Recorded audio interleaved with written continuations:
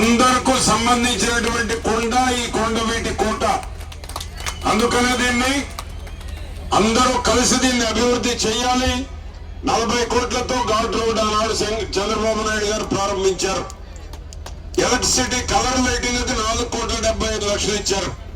కొండవీటి development కి 20 కోట్లు ఇచ్చారు. తర్వాత ఖాతా పనులు ఆగిపోయినాయి. అంతలో గవర్నమెంట్ మారిపోయింది. తిరిగి మరలా ఇప్పుడు నేను మా ఎంపీ గారు భుజస్కంధాల మీద వేసుకుని దీన్ని ప్రపంచ పర్యాటక కేంద్రంగా తీర్చిదిద్దడానికి మా ఆనవ లాంటి మా అన్నగారు, నాకు అత్యంత ఇష్టమైన అన్నగారంటే కేబినెట్ లో మా ఆనం రామనారాయణ రెడ్డి గారిని గర్వంగా నేను తెలియజేస్తాను. మనసున్న మనిషి, ముఖ్యమంత్రి తర్వాత పోస్ట్ చేశారు. సుదీర్ఘకాలం ఆర్థిక శాఖ మంత్రులుగా ఉన్నారు గతంలో. అది మనిషి, మనసున్న మనిషికి మారు పేరు మా అన్నగారు రామనారాయణ రెడ్డి గారు.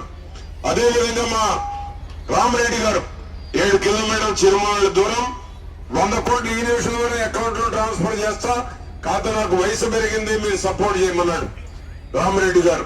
ఈ రోజే 100 కోట్లు ట్రాన్స్ఫర్ చేస్తా ఉన్నారు.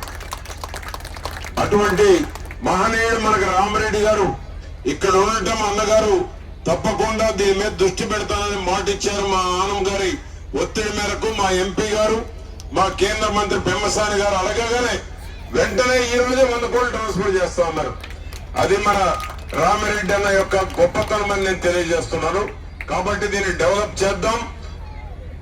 నరసింహస్వామి దేవాలయం డెవలప్ చేశాం, ఇంకా కొరవగూడ ఉంటే ఇప్పుడు చేస్తామన్నారు. శివాలయం చేస్తాము, మసీదు దర్గా కూడా చేస్తాము. అదేవిధంగా పంచాయతీరాజ్ డెవలప్మెంట్ రేపు కృష్ణతేజ గారిని కూడా రమ్మన్నాము.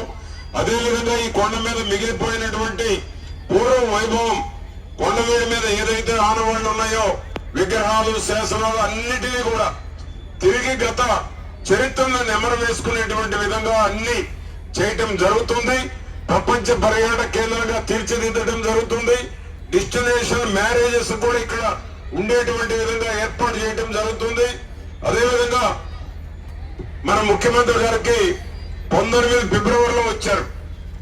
5 కిలోమీటర్లు నేషనల్ హైవేకి కనెక్షన్ ఇస్తే ఇది అమరావతి రాజధానిలో ది బెస్ట్ టూరిజం ప్లేస్ అవుతుంది అని కూడా చెప్పారు.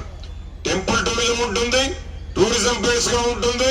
గత చరిత్ర హిస్టరీ 2 రాజుల యొక్క పాలనని, కృష్ణదేవరాయలు గారి యొక్క పాలనని భవిష్యత్ తరాలకు గుర్తు చేసేటువంటి దానికి కూడా ఉంటుందని చంద్రబాబు నాయుడు గారు ఆనాడే చెప్పడం జరిగింది.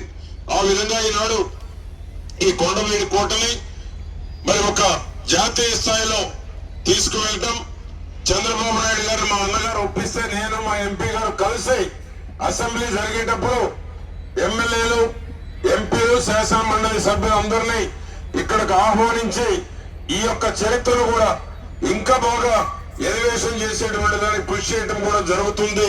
ఈ చరిత్ర ఇంకా రేపు మాట్లాడతాం, ఎందుకంటే ఇప్పటికే ఆకలి అవుతా ఉంది.